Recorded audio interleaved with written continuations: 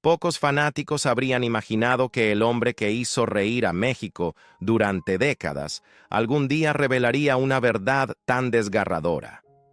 Rafael Inclán, alguna vez uno de los comediantes más queridos del país, ha confesado algo que dejó a todos en shock. A sus 84 años, no tiene trabajo, no tiene ahorros y está luchando para salir adelante.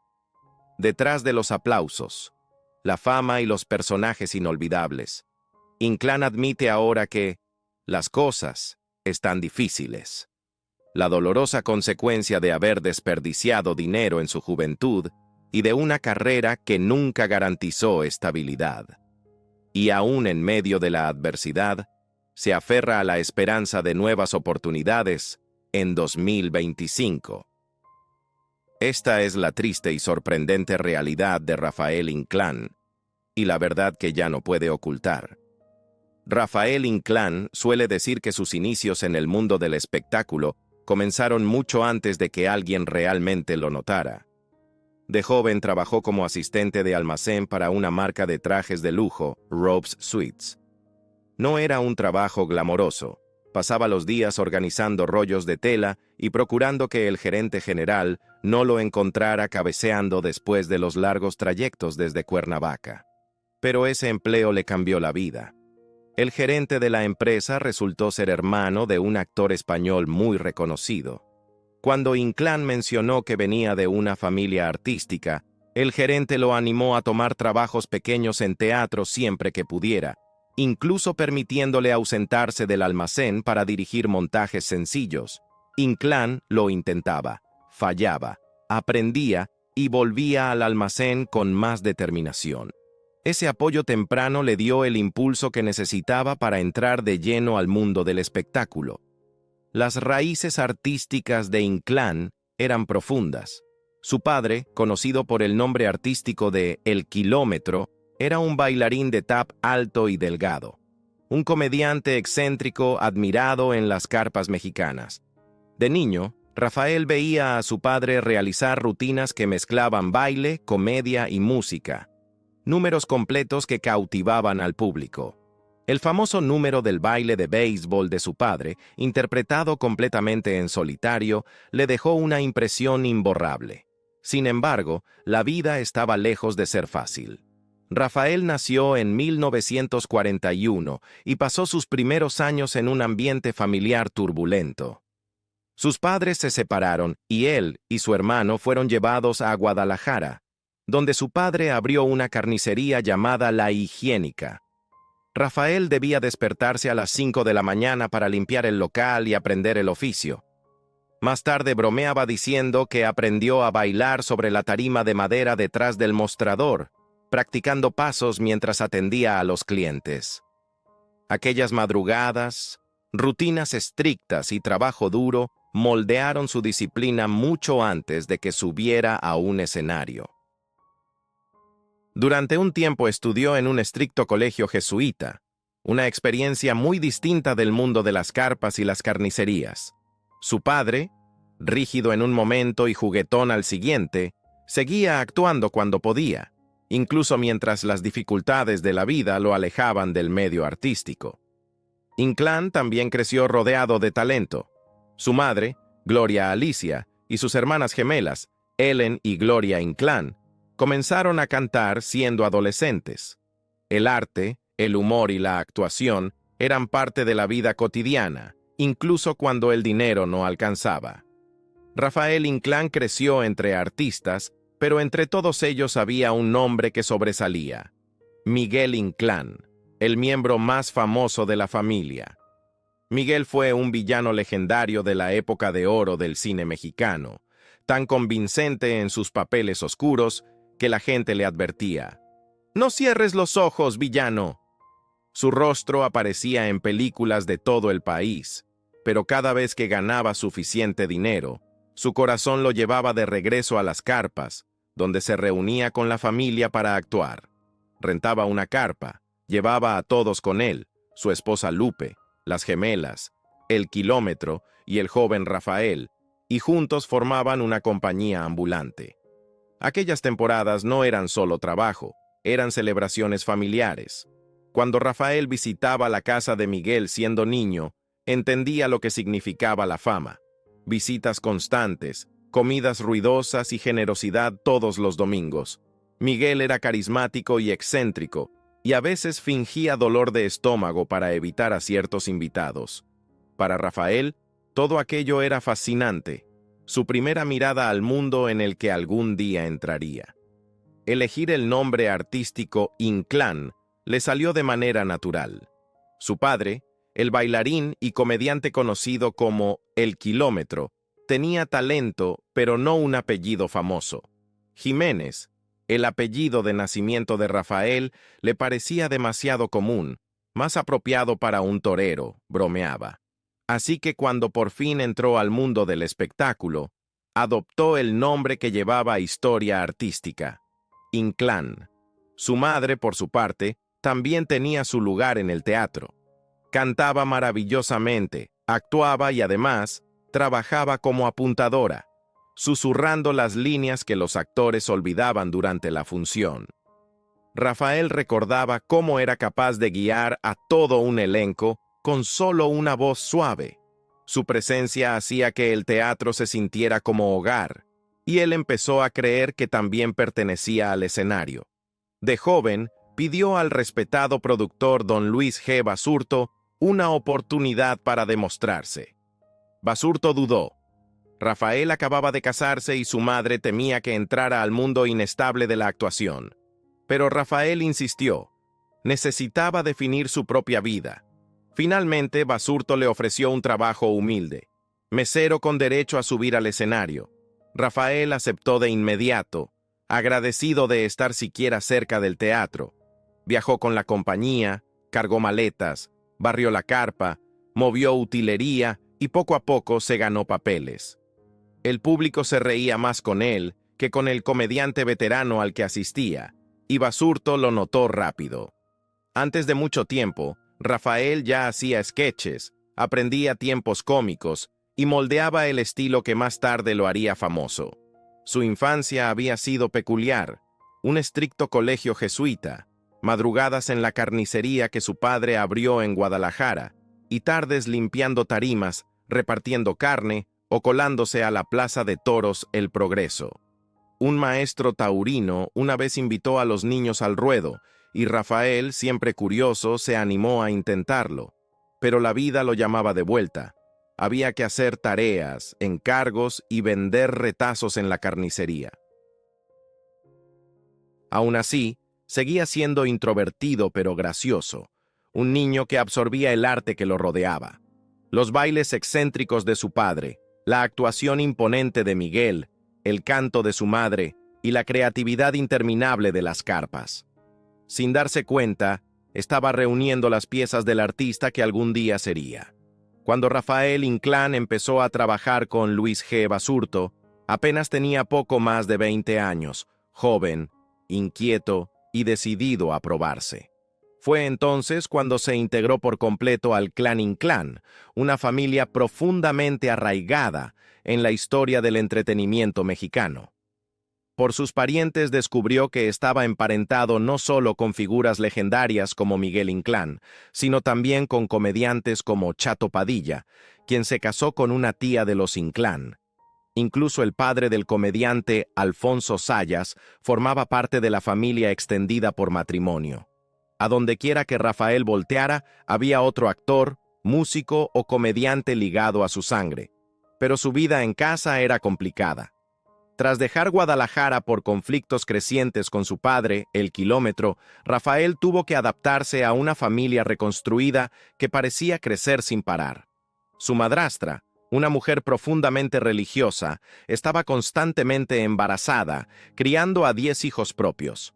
A pesar del caos, Rafael llegó a quererla, llamándola después una segunda madre, alguien estricta pero esencialmente bondadosa. Años más tarde, ya siendo un actor reconocido, Rafael enfrentó un serio susto de salud. Los médicos le advirtieron que sus arterias estaban peligrosamente obstruidas y se negaron a dejarlo salir de la clínica. Se sometió a una cirugía mayor de corazón abierto, un momento que le recordó lo frágil que puede ser la vida. Después bromeaba sobre las cicatrices, pero la experiencia lo marcó. Sus recuerdos de su padre también eran intensos. El kilómetro, a pesar de sus defectos, había sido un artista carismático, bailarín, comediante y narrador que iluminaba cualquier lugar. Rafael heredó su humor y sentido del tiempo escénico viéndolo actuar en carpas y espectáculos privados. Incluso en los baños compartidos de su infancia, su padre lograba hacerlo reír con chistes y exageraciones teatrales. La comedia no era solo entretenimiento en la familia, era una forma de sobrevivir. A medida que la carrera de Rafael creció, trabajó con casi todos los grandes comediantes de la época: Luis de Alba, Alfonso Sayas y muchas actrices de la era dorada del cine de ficheras.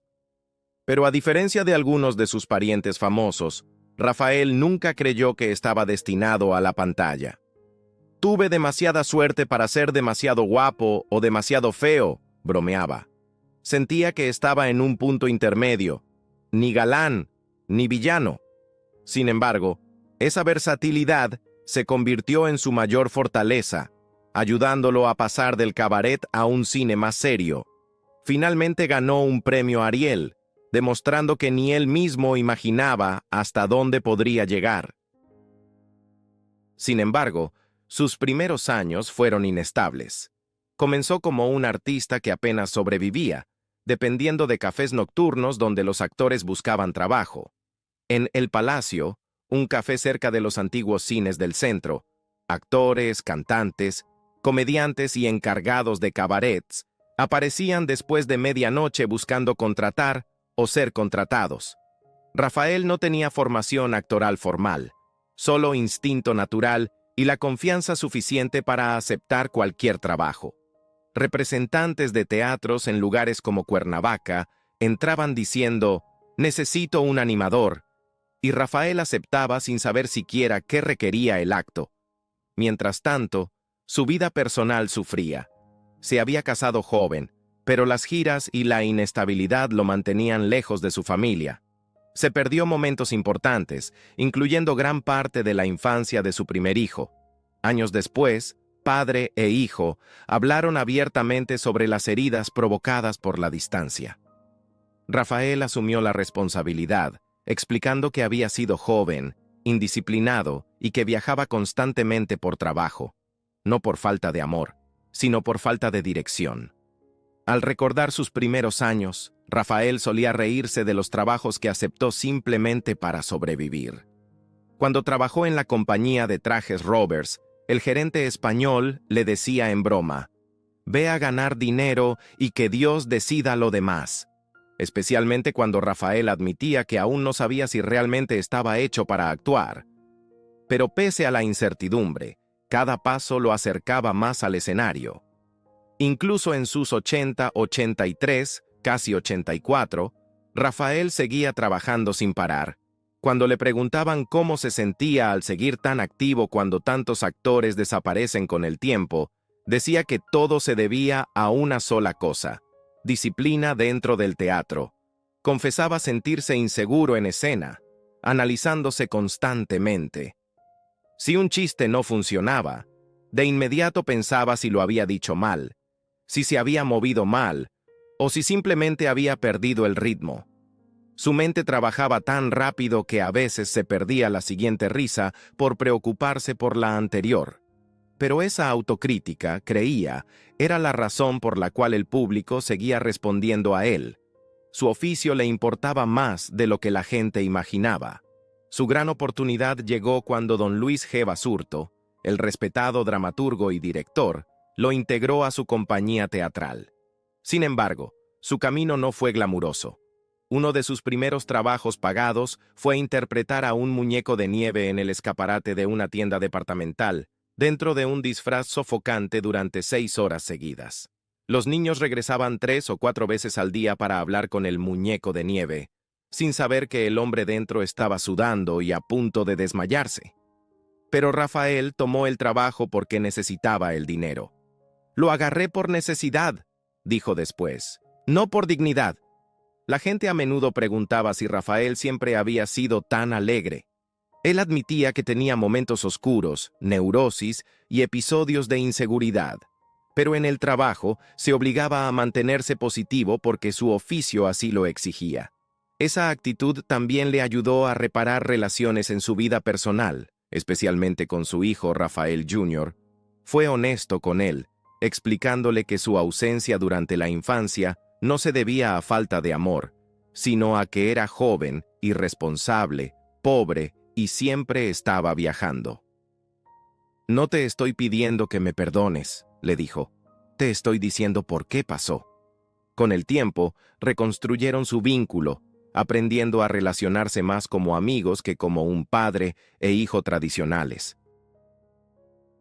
Incluso en medio de sus dificultades, Rafael tenía una ética de trabajo admirable. Nunca faltó a un ensayo ni llegó ebrio, algo que atribuía al firme consejo de su madre. Respeta el escenario se vengará si lo fallas. Ya fuera teatro, cine o comedia, él llevó esa regla consigo toda su vida. Su verdadero punto de inflexión profesional llegó cuando Basurto lo eligió para la popular obra Las Golfas. El papel era diminuto, apenas 3 minutos en escena, pero la forma en que Rafael lo interpretó lo transformó por completo. Incluso los actores que al principio lo subestimaban quedaron sorprendidos cuando el público estalló en carcajadas. Desde ese momento, dejó de ser un principiante desconocido para convertirse en un comediante en pleno trabajo. También se las ingeniaba fuera del teatro. Para ganar dinero entre funciones, vendía enciclopedias y productos para el hogar de puerta en puerta, aprendiendo trucos como mantener un pie en el umbral para que no le cerraran la puerta. Por las noches, regresaba al café donde se reunían los artistas que buscaban oportunidades, esperando que surgiera algún trabajo. Aquellos primeros años le enseñaron resistencia, humor y humildad, cualidades que definirían toda su carrera. Cuando Rafael Inclán recordaba sus primeros años en el cine, solía bromear diciendo que nada en su trayectoria había sucedido de la manera normal. Su entrada a Las Golfas, una de las producciones que impulsó la era del cine de ficheras en México, fue pura casualidad. Mientras actuaba en la obra La criada bien criada, dirigida por Daddy Cortés y con actores como Alfonso Sayas, Rafael a veces suplía a Sayas, famoso por desaparecer durante pleitos o fiestas. Una noche, cubriéndolo, Rafael se lanzó con tanta fuerza en un chiste físico que rompió el ritmo de la escena. La actriz estelar lo regañó al instante, recordándole que las estrellas no debían agacharse en escena. Rafael reía al contar la anécdota, asegurando que ni sus hijos querían verlo recibir golpes tan bruscos.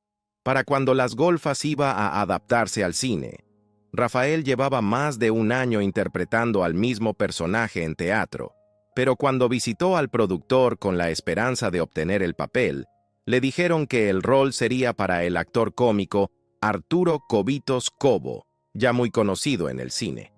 Rafael agradeció con educación y regresó al teatro.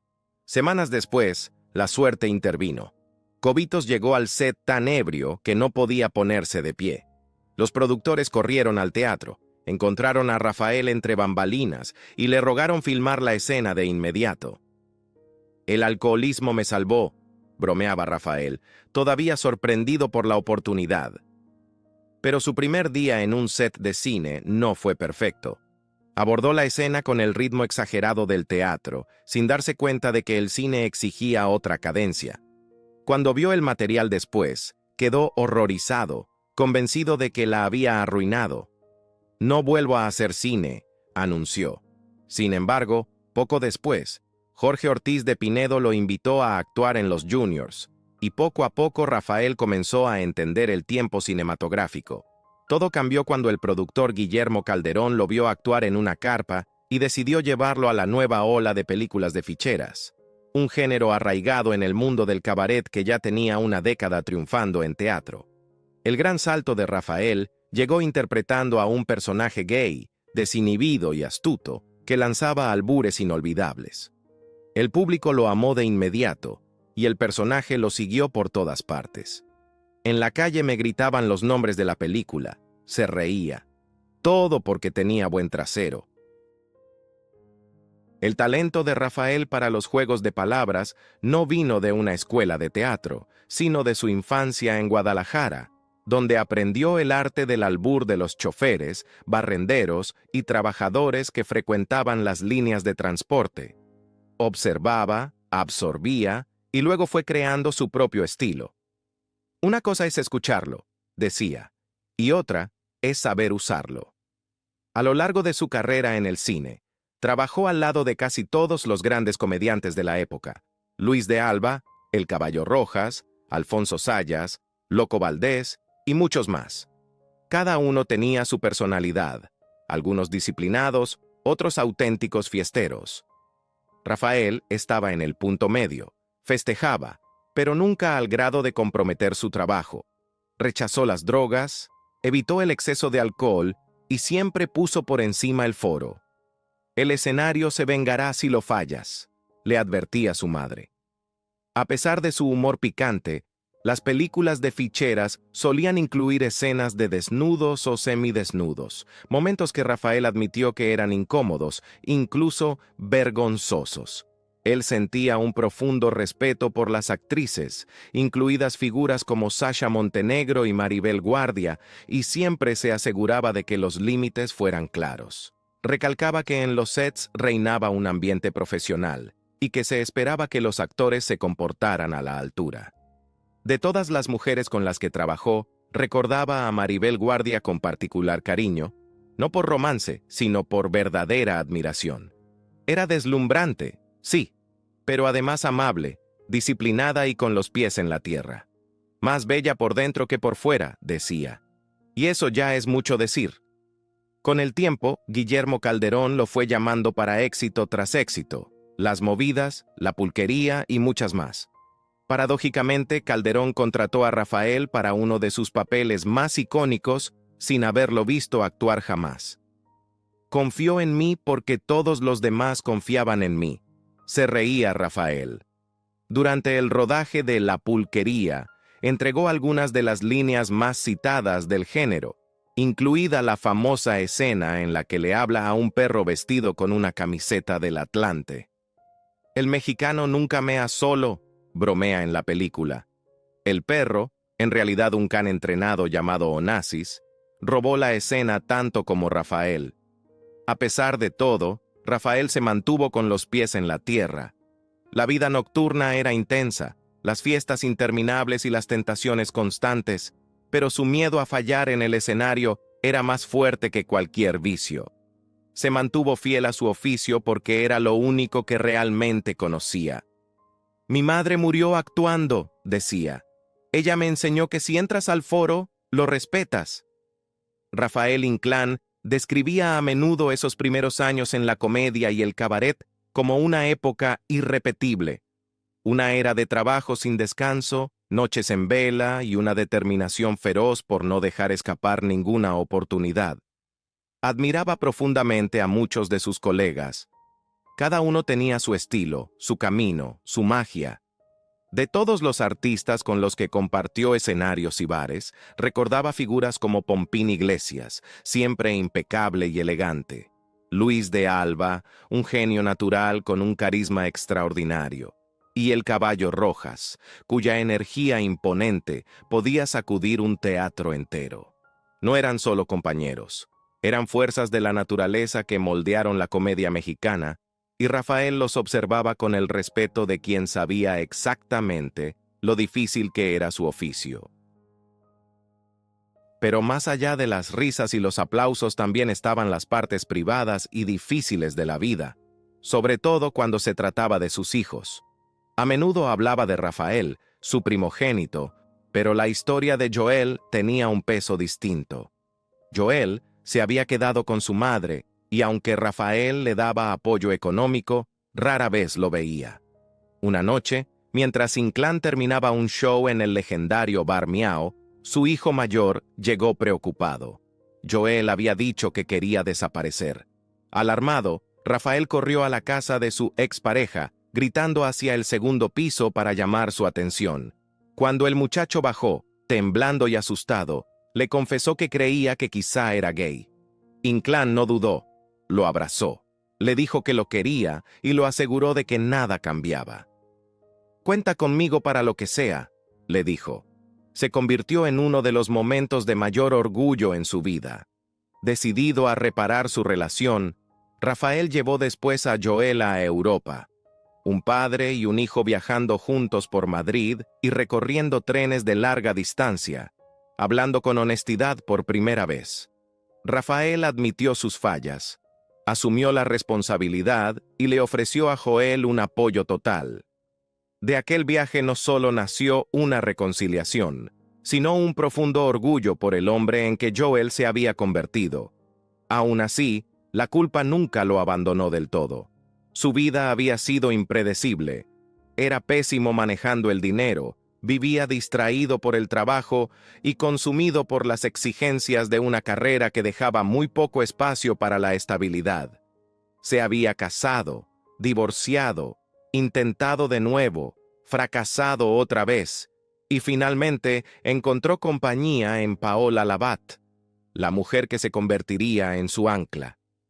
La diferencia de edad, más de 3 décadas, nunca fue un problema para ella. Entendía su ritmo, sus defectos y su estilo de vida. Inclán decía a menudo que la inteligencia y la paciencia de Paola mantenían fuerte su matrimonio. A pesar de décadas en el cine, la televisión y el teatro, Rafael nunca construyó una fortuna. No era un astro millonario, era un trabajador del foro, un hombre pagado por función, por escena, por turno. El dinero se le escapaba tan rápido como llegaba.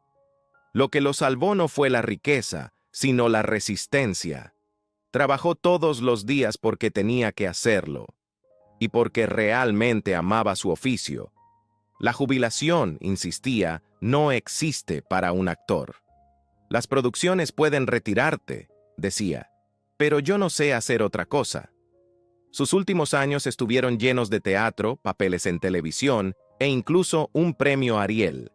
Su carrera había sido mucho más amplia de lo que muchos recordaban, desde sketches de cabaret hasta telenovelas y comedias junto a Diego Luna. Cuando le preguntaron qué cambiaría si pudiera volver atrás y ser un padre joven otra vez, respondió que habría intentado coordinar mejor la vida familiar, crear estructura, darle a sus hijos un hogar más estable. Pero también aceptaba que, a los 83 años, ya no podía rehacer el pasado. Se concentraba, en cambio, en estar presente para Bruno, el más pequeño, quien le había dado un propósito nuevo en su vejez. Paola bromeaba a veces diciendo que el espíritu juvenil de Rafael hacía irrelevante la diferencia de edad. Él estaba de acuerdo, con humor, pero también con sinceridad. La fuerza física se desvanece, decía, pero el cariño, la inteligencia y la compañía mantienen viva una relación. Y la paternidad tardía, le dio una razón para mantenerse fuerte. Espero durar mucho tiempo por Bruno, decía. En cuanto a la muerte, sí, pensaba en ella. ¿Cómo no? Estaba en sus 80, y el promedio de vida de su familia rondaba por ahí. Pero alejaba esos pensamientos eligiendo la alegría, el humor, la vida cotidiana. Rafael, no te puedes morir ahorita, se decía frente al espejo. Se mantenía en marcha con regaños juguetones, pequeños trucos mentales, cualquier cosa que lo ayudara a seguir adelante. Al final, la risa era su motor. Incluso sus errores se convirtieron en historias que aprendió a atesorar.